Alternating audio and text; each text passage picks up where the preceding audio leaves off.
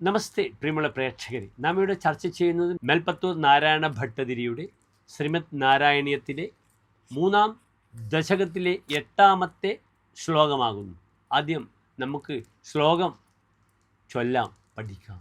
പ്രഭൂതാധിവ്യാധി പ്രസഭജലിതേ മാമകഹൃദി ത്വദീയം തദ്രൂപം പരമരസചിദ്രൂപമുദിയാത് ഉദഞ്ചന്ദ്രോമാഞ്ചോ ഗളിതബഹു ഹർഷാശ്രുനിവഹോ യഥാ വിസ്മര്യാസം ദുരുപശമപീഡാ പരിഭവാൻ.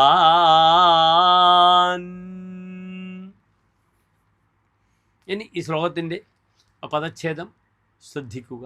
പ്രഭൂതാദിവ്യാധി പ്രസവജലിതേ മാമകഹൃദി ത്വദീയം തത് രൂപം പരമരസചിദ്രൂപം ഉദിയാത് ഉദഞ്ചൻ ദ്രോമാഞ്ചോ ഗളിതബഹു ഹർഷാശ്രുനിവഹ യഥാ വിസ്മര്യാസം ദുരുപശമപീഡാ പരിഭവാൻ.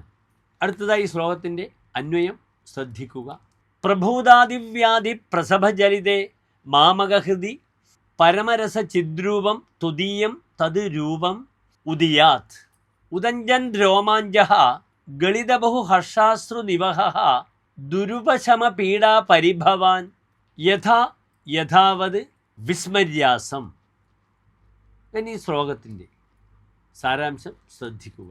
വനമാല വാക്യകാരൻ ഇവിടെ ഈ ശ്ലോകത്തിൽ സ്മരണരൂപമായ ഭക്തിയെയാണ് നാരായണ ഭട്ടതിരി പ്രാർത്ഥിക്കുന്നതെന്ന് സമർത്ഥിക്കുന്നു. രോമാഞ്ചവും കണ്ണീരും ആ ഭക്തിയുടെ പാരതമ്യതയെ പ്രകടിപ്പിക്കുകയും ചെയ്യുന്നു. ശ്ലോകത്തിൻ്റെ സാരം ഇപ്രകാരമാകുന്നു.